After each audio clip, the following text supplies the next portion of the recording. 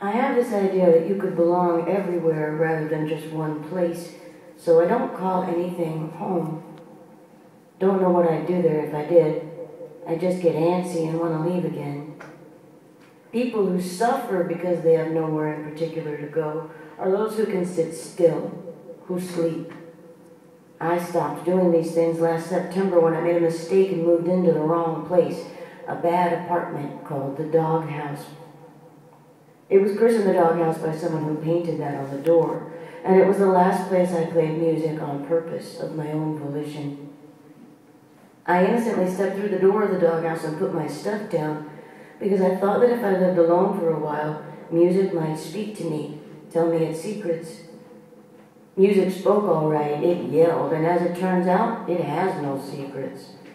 If you ask music a question, it answers and then just keeps talking louder and louder, never shuts up.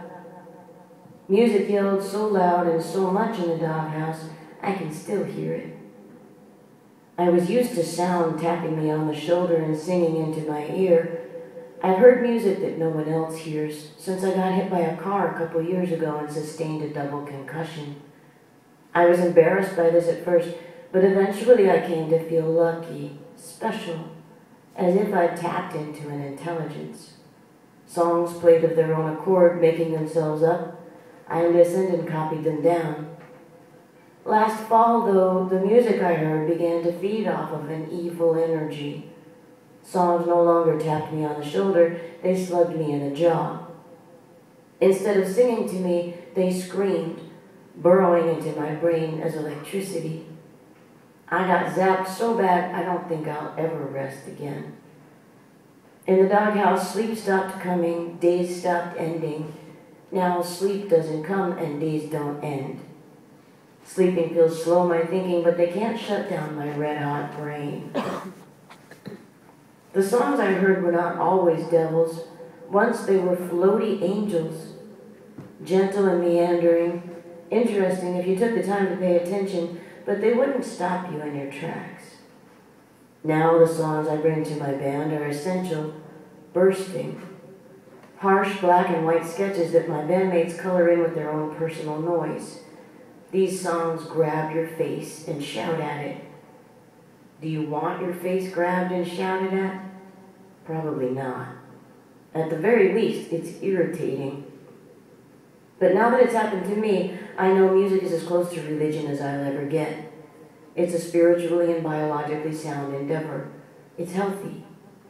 Some music is healthy anyway. I know a lot of bands who are candy or beer, fun and bad for you in a way that makes you feel good for a minute. My band is spinach, I guess. We're ragged and bitter and nobody really likes us very much. But I swear to God, we're good for you.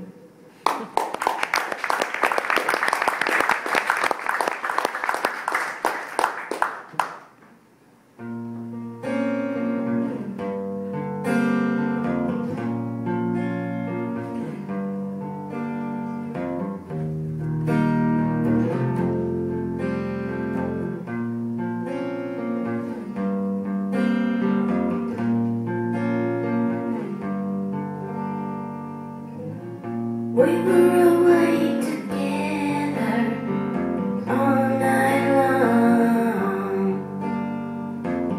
sharing paraphernalia day long. You didn't disappoint me, not at all.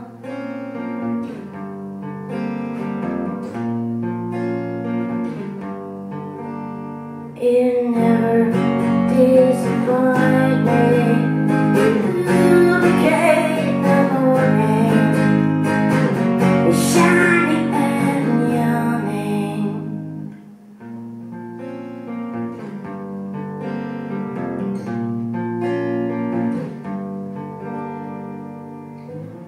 You were nice but twisted, this lame old story. We were a match in purgatory. You didn't disappoint me totally.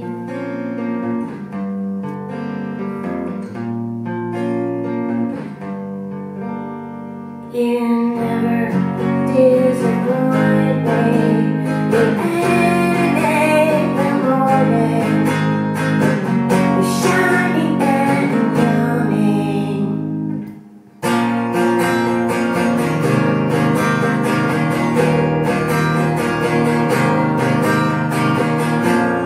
You come on like a distant love, aimless and driven. Yet you seem to be thinking of walking around in your rusted shoes, like you've got nothing better to do.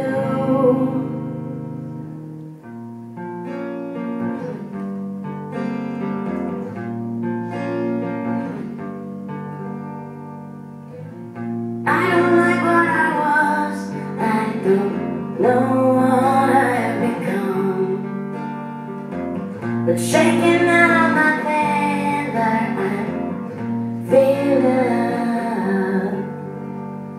You didn't disappoint me, not once.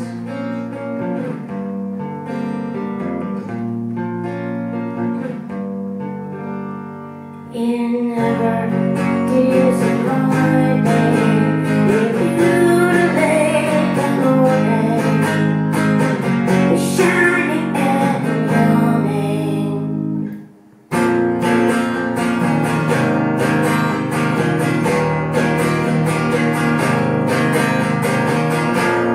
You run by like a standing flag, shameless and smiling.